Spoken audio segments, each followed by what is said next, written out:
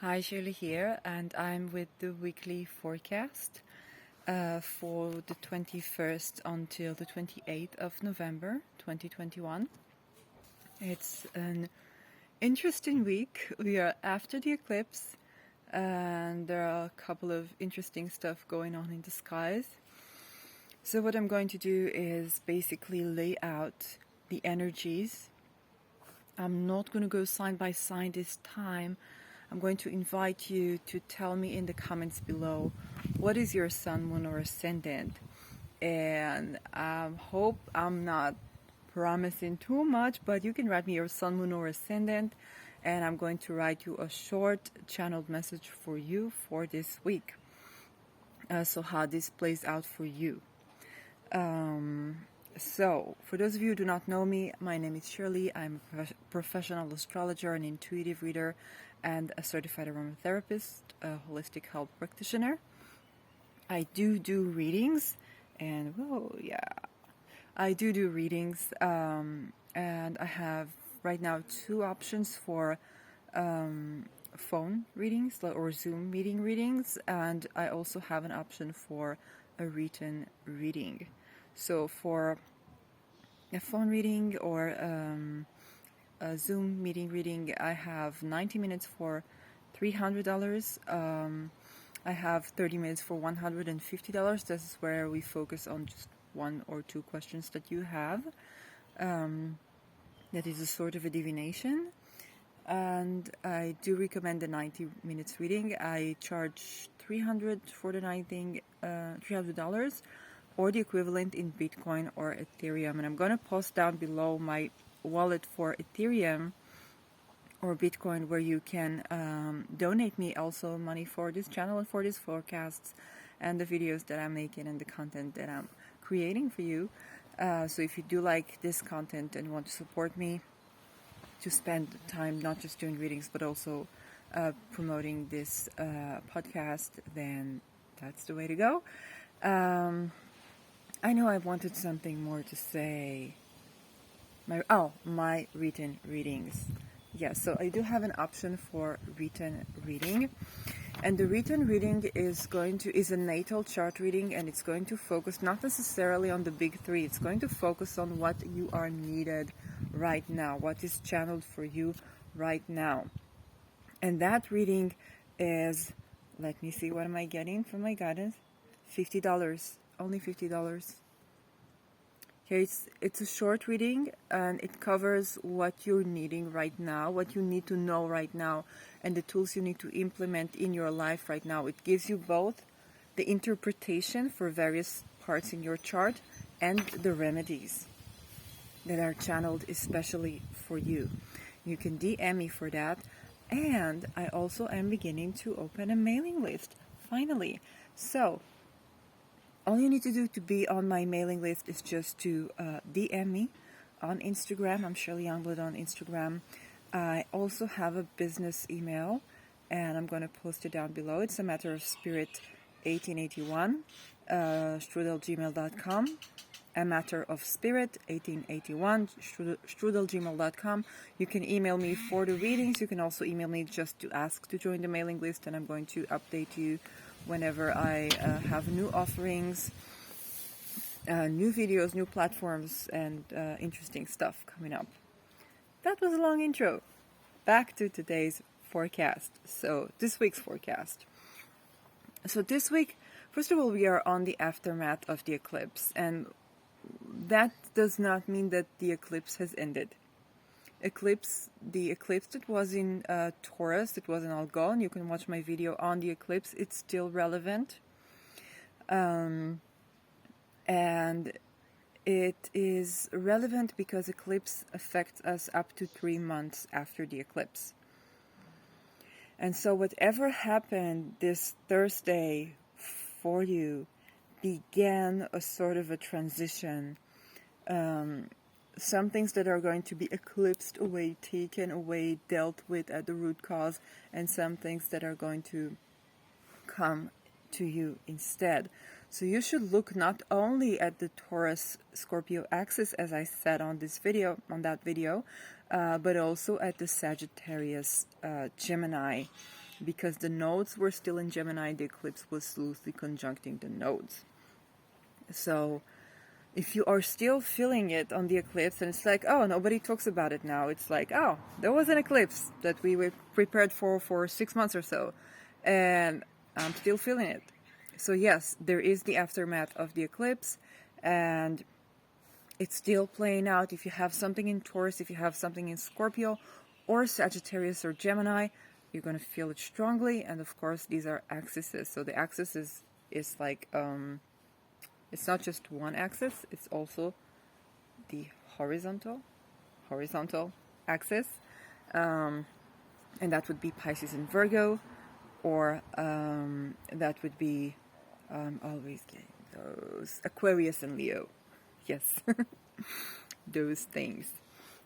So you want to take a look at what's happening in those placements in your chart. If you don't know how to check your chart, you can simply go to astro.com and click your details, and you get a chart. You just need the birth time to get the houses. And you also have options for whole signs there, but it's a bit more advanced. So if you bug me about it, I can do a tutorial. Without further ado, so the sun enters Sagittarius this week, which requires a video of its own. And sidereally, it enters Scorpio. So those things that are always a paradox, because on the one hand, you're going to hear the tropical industry saying, oh, the sun is into Sag. Now we're going to talk about themes of the aftermath of liberation, the day after the revolution. This is Sag in many ways. Sag is not so much fighting for your freedom as much as celebrating your freedom. So there are certain liberties. You may have liberated yourself in Scorpio season from a tropical perspective, and now you're celebrating that. From a sidereal perspective, now you're entering the battlefield. So in some aspects in your life, you're going to feel as though the sun is in Sag. I'm celebrating, but in some aspects, it's just moved from negotiating in Libra to combat, to downright combat. So the fight is not over yet in certain things, and this you need to remember.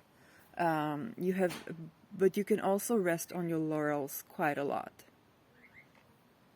So that is something that's a sure thing for the sun entering Sagittarius. She's going to do wonderful stuff, and I'm going to talk about. And also Mercury enters Sagittarius at about the 24th or 25th, depending on your location. And again, we need to remember the sidereal perspective, that would be entering Scorpio. From a tropical perspective, Mercury in Sagittarius is expansive communication. It's opening up to larger audiences, to people from different perspectives and cultures and philosophies, sharing knowledge, sharing different worldviews. It can be more theoretical than practical. It's up for the next big thing. You know, if Mercury in Scorpio thinks about a strategy and how to manifest something concrete, even though that's a water sign, it's a fixed water sign, how to manifest some concrete communication, something concrete that is going to lead into concrete achievement, the Sag vibes are more expansive, which you also need in order to manifest. You also need to think big. You also need to work on your mindset. So whatever you have relating to your mindset, thinking big. Why is this so hard? Why is this struggle so hard? Because you're building something big. Because you're not playing small. And so if you're heading for a big success somewhere, then you might as well get ready, so that when success comes, you're super ready and you're super celebrated and you're super enjoying life, rather than being on the struggle, on the strive for receiving crumbles of success or nourishment or education. You know, receiving crumbles of education where you want the real thing. That can also be a theme playing out this week. So those are the two biggies that I wanted to talk about. There's an interesting conjunction in the skies about the 24th. Yeah, it's not going to be too orderly, but there's an interesting conjunction in the skies about the 24th that is the Sun and Mercury, already in Sag, conjuncting Ketu. And Ketu is the south node of the moon. Those nodes are usually activated by eclipses, but hey, we are in between two eclipses. We are in between the eclipse on Thursday and the eclipse on December 4th, which is going to be the last eclipse on the axis of Sagittarius and Gemini. So this conjunction is interesting. It's kind of activating the Sag house. It's not activating the eclipse point, but it is activating the Sag house. It is, if you are like me and you also have a Ketu and Rahu in Gemini and in Sag, then that can be a big thing for you. Sun and Mercury conjuncting Ketu.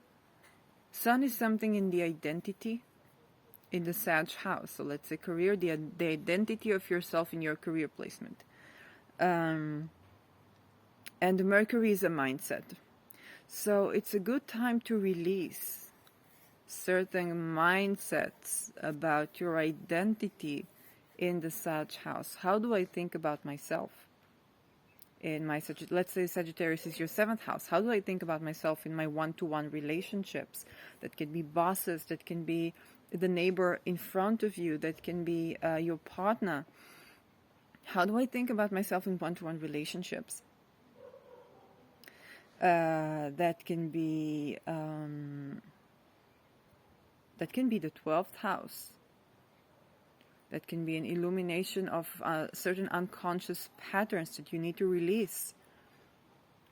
What unconscious patterns am I releasing? What states of isolation am I giving up? Where did I find comfort that is no longer comforting? Okay, because the big word with Ketu is comfort. Where did I find comfort that is no longer comforting?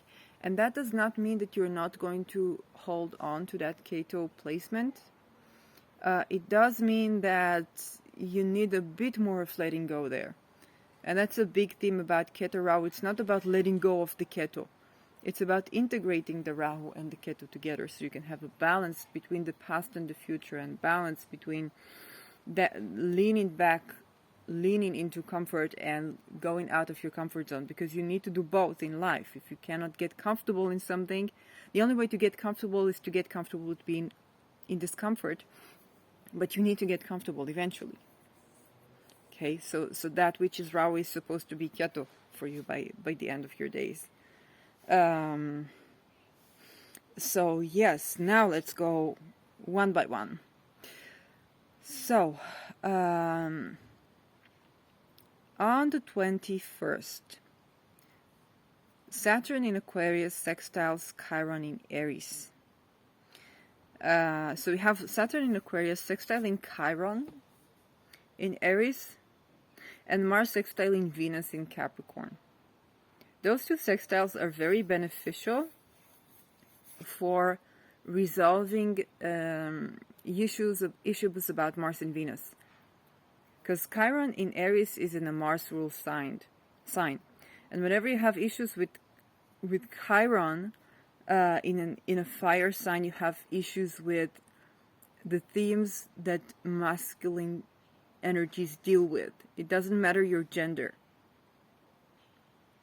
Themes of initiation, themes of passion, themes of your passions, your desires, your raw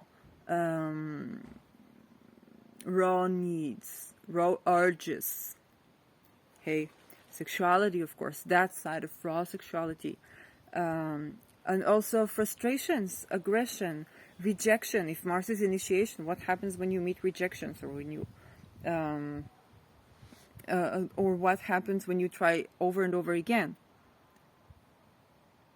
So the sextile between Mars and Venus, the ruler of where Chiron is very helpful to receive some sort of a sense, a reference to what a balanced initiation looks like. What does it look like when you are initiating in alignment with your femininity? When you're also receptive, because if I initiate something, I need to be receptive as well. If I'm not receptive, then, you know, then I'm very likely to get rejection, or to not be able to enjoy what I have accomplished, to rest on my laurels. And Saturn in Aquarius, sextile in Chiron, gives us structure. It gives us the ability to be determined about resolving those Chiron issues and Chiron frustrations. I'm getting the word frustrations. Chiron, what are you frustrated about in your Aries house? Okay, so for those of you who have Sun in Aries or Ascendant in Aries, or Moon in Aries, you could be frustrated about your identity. You could be frustrated about the way you project into the world, or maybe you're not well received in the world. Or maybe people see you as either a pushover or someone that's not, you know, pushing enough if Mars is not well aspected. This is a good time for you to create a sort of intimacy with you, so you can project that intimacy outwards. So that's just one example, you know, for that placement to play out. It could be playing out in your leisure time as well. If you want to do something fun, but you're so, let's say you want to play a game, and you're so concentrated on winning and strategy and pushing, you're not enjoying the game, you're not enjoying the other players in the room. Okay, that's Venus, the connection. That you are playing this game actually because you want to connect with people, but you're so busy winning that you're not connecting. Okay, so that sextile between Mars and Venus can remind you to connect. And Venus is in a very practical sign. So the love nature of Venus is nourishing yourself in practical ways. What do you need? What food do you need on your table? What clothes do you need? It's winter time. What you do, maybe you need a body massage, maybe you're an athlete and you need a body massage. All those things, all those needs that are not necessarily luxurious, but actually very day-to-day practical needs, they now come into play, and you need to not neglect them. The Mars sextile Venus is going to help you not to neglect your needs, and not to neglect your needs is going to help you with the frustration that you experience in Aries with Chiron transiting that placement. On the world events, that's remembering that connection brings more wealth than competition. Competition is important, it's a drive, but connection brings more wealth than competition. And Saturn in Aquarius is like that, you know, that officer that's like, that's not, you know, your initiation is not in alignment with society needs, with what society needs. And that Venus is like, oh, come look what we actually need. Come see what we actually need. So it's important, if there are leaders of activist leaders, it's important to see that you're actually doing something that is in alignment with what the people need. So you don't want to fight and get nothing that's actually concrete, that's actually valuable, that's actually serving of the cause that you began with. And Chiron and Aries is not going to be that helpful with that. Aries is going to give you the initiation, the drive, and all the planets in Scorpio, they're going to give you the initiation, the drive, the passion, the dedication. Saturn, long-term dedication. But the actual, the day after the revolution, to plan the day after the revolutions, to make sure that you put all of these efforts in a place of connection, in a place that will create the connection that you do desire. So get really, really rooted with understanding your needs. And you will find your needs at the moon. And the moon is doing interesting stuff this week. So on the 23rd, we have a mystic rectangle. I'm going to talk about this shape between Mars in Scorpio. It's Mars in Scorpio, Venus in Capricorn, the moon in Cancer, which is a lunar return for moons in Cancers worldwide. So if you're a moon in Cancer, you're going to feel the energy of that day throughout your whole lunar cycle, which is the next 28 days. And Uranus in Taurus. So this rectangle shape, it creates an alchemy between the elements, and we have the water and the earth elements. It's a very nourishing mystic rectangle. Now, the trick about the mystic rectangle is you have 2 trines, okay, and then you have 2 sextiles, you have a rectangle, and then you have the oppositions between the cornerstones. So the oppositions are what you need to kind of juggle and balance, and the trines and the sextile give you the alchemy, the harmony to do so. So that's a special thing. And then we also have a grand trine, the grand water trine. It's Neptune in Pisces, Moon in Cancer, and Mars in Scorpio. So this is a lot of support and a lot of nourishment for your initiations, or for initiations that happen. And then, of course, it's important to make sure that they are, again, in alignment with what's practically necessary to achieve. And that Neptune in Pisces, it also eases out the tensions in Scorpio for quite a while. It's been doing that for quite a while because it's trining Mercury and Mars. And Neptune in Pisces is the place where the way you want to use Neptune in Pisces is ease, art, creativity, role play, and letting go, surrendering.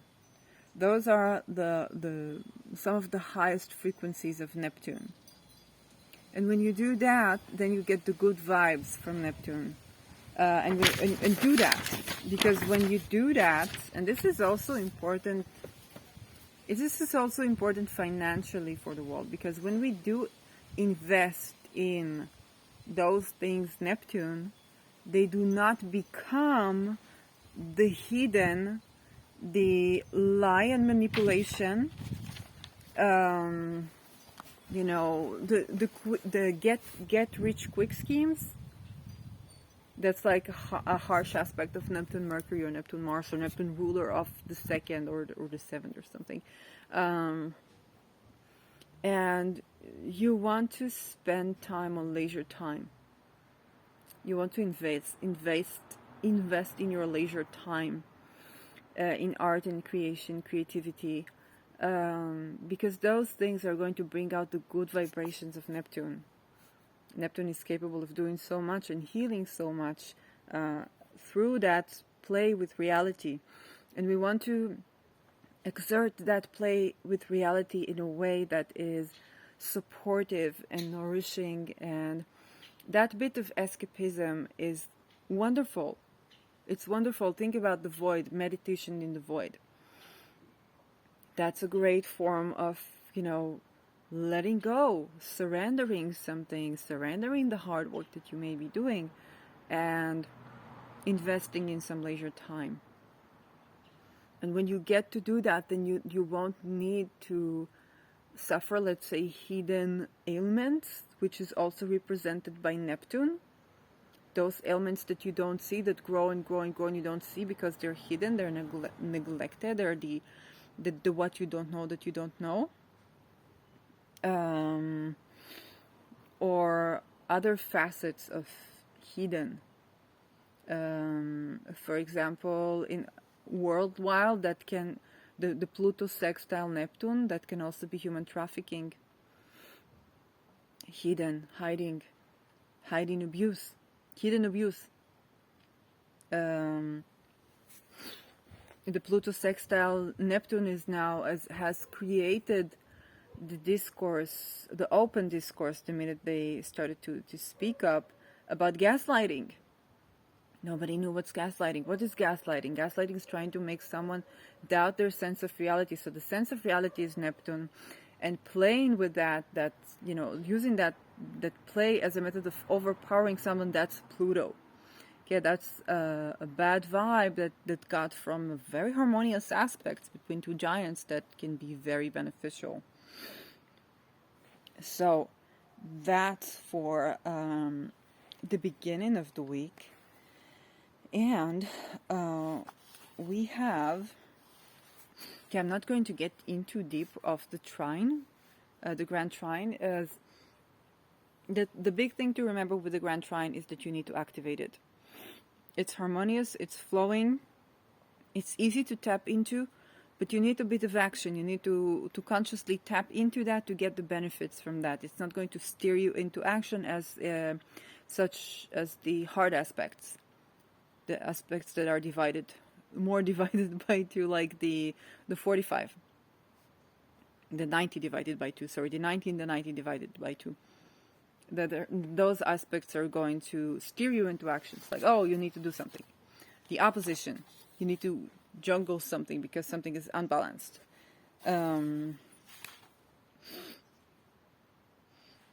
Okay, so on the 24th, we have the moon in Cancer, still in Cancer, trining the sun in Sagittarius, which is a wonderful position for the moon to be in. But it oppositions Pluto. And when we're talking about gaslighting, emotional manipulation, feeling helplessness, literally helplessness, because the moon is our psychological state, our emotions, inner psychological state, and the and Pluto is power and overpowering. So a bad display of it, a wrong juggle of these energies, can be feeling helpless. But it is not. It doesn't come to make you feel helpless. It comes to find your emotional sense of empowerment in front of Pluto figures, and Pluto is now in Capricorn, so authority figures, people of the Capricorn placement in your chart.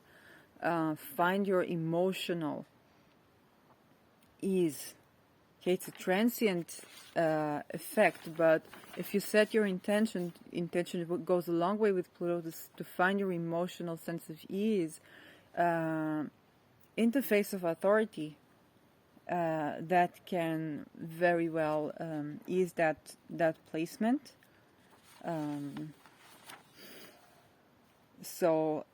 And then on the 25th, the moon enters Leo, and it's going to opposition Saturn, triggering the T-square.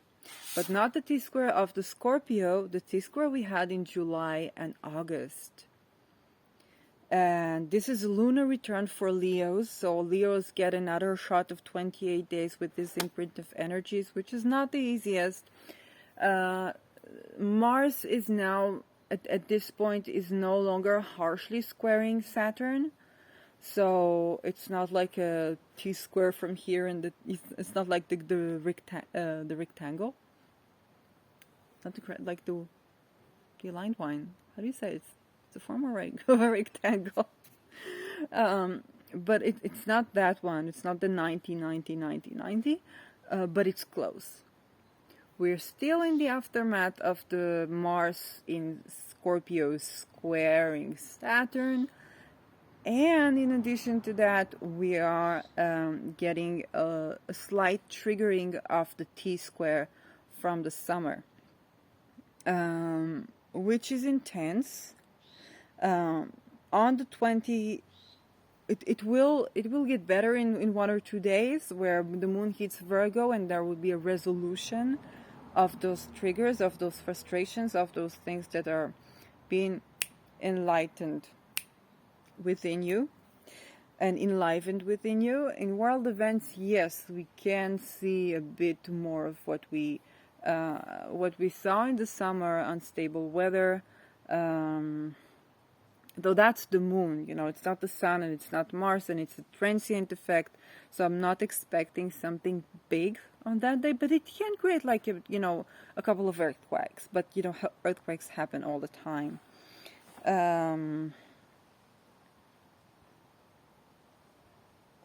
Okay, so the moon in Leo is also going to opposition Jupiter, and Neptune in Pisces still trine in Mars, still easing out Marsy things which you need, especially when Chiron there making a ton of aspects to things. And I want to talk about Black Moon Lilith. So Black Moon Lilith is trining Saturn for a while now, and Neptune in Pisces is squaring it. So Black Moon Lilith is in Gemini. This is not true Lilith, it's Black Moon Lilith. It's a difference, not the H13. So the thing with Neptune, as we said, this is the hidden. Resolving this tension is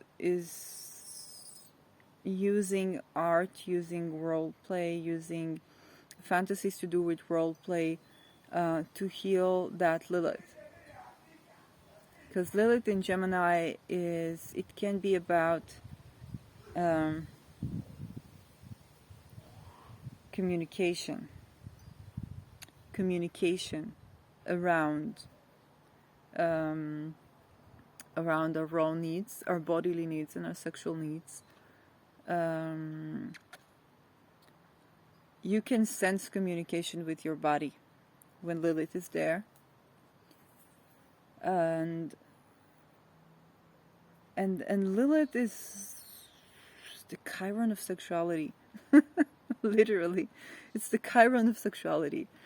It's that place that you need to heal, and to nourish yourself. But Lilith is not as accepting of nourishment as Chiron. So there is always something to do with shame and healing shame. So getting those shameful scenes into the world of role play, into the world of adding elements, being artistic about those things that are shameful, and to play them out, along with the structure that Saturn gives for communication. That can be very, very helpful. That can be very, very helpful this week. Again, the eclipse that we had with around Algol is very helpful to healing from any traumas to do with sexuality. And this aspect, with Neptune there is fear of, the communication not going too well, misunderstanding, discernment that is needed. But if you go to the place of role play, if you go to the place of it's always go to the place of getting at the essence of your needs, but to go to the place of surrendering something, and surrendering hopes even. Surrendering hopes is very Neptunian. Then you can find some sort of a real and tangible sense of embodied satisfaction. That's not so easy to grasp some days. But it can be an additional, actually, factor of healing rather than replaying those themes of mystery gone wrong. Because when you don't separate play from reality, And those two aspects of, Saturn and Neptune are going to help you, to separate play from reality and put play where play is and indulge in this play and meet your needs in play. And then there is a scene, and then there is an outside of the scene. And when you are nourishing yourself, this is always going back to, nourishing yourself and self-care and even self-pleasure. Then you can meet others from a more satisfied and content place. And so the themes of Neptunes that are projecting an illusion on another, an external factor that is projecting your needs and desires onto another is less at play than, or having them projected those themes at you is less at play than the actual theme of playing with reality, playing with costumes, playing with fabrics, playing with colors and everything artistic. That is also Neptune. 27th. Again, we have Lilith. So the Sun in Sagittarius is going to opposition Lilith. So Lilith is getting a lot of, attention. And the Moon is going to be in Virgo, Trine in Uranus, and this is the resolution of the T-square.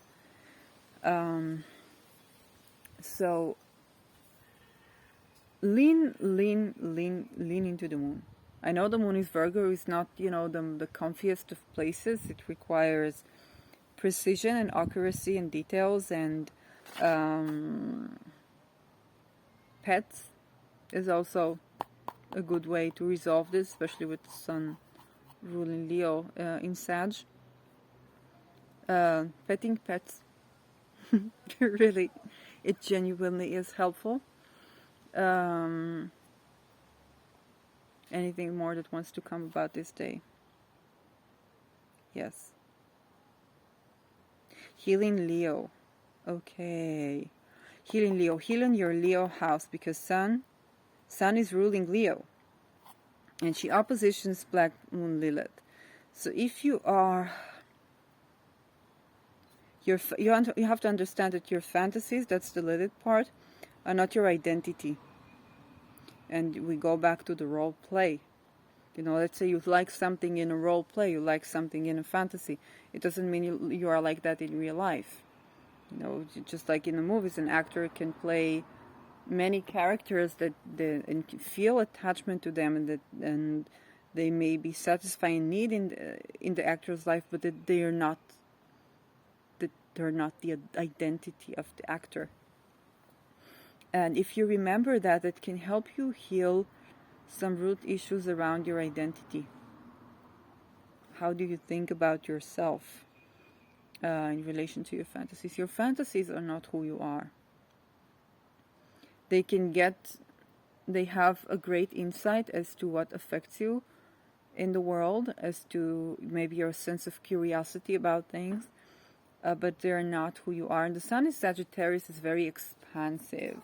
It's very optimistic. So it also depends on what your Leo placement is like. What's your natal? How is your natal Sun doing? Because Sun in Sag, it just is, okay, and it might not care about what people think about its. Well, it cares about what people think about its personality, in the sense that it wants to be loved for who they are.